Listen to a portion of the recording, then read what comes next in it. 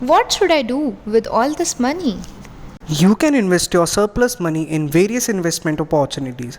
Let me show you how. A bunch of investors set aside a pool of money to get higher returns on investment.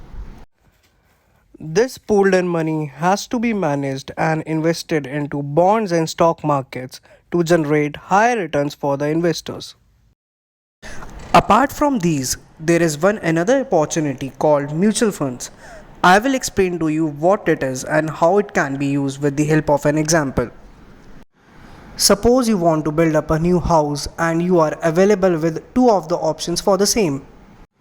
The first one is that you will go to architect. You will explain and brief him about the designs and the way you want to get your house created, and he will get it built up in the same manner.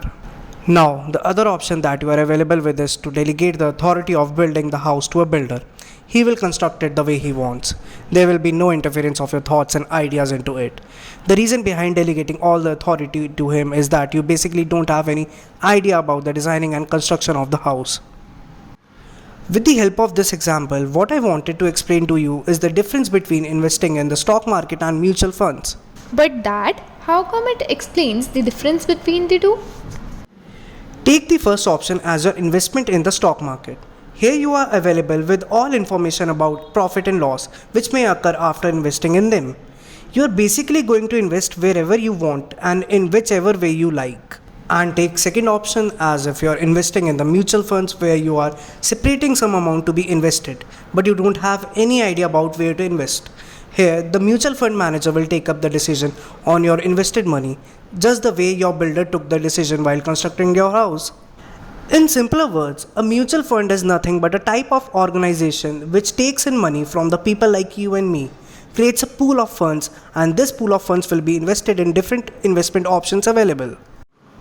Can you please tell me the types of investments that come under mutual funds?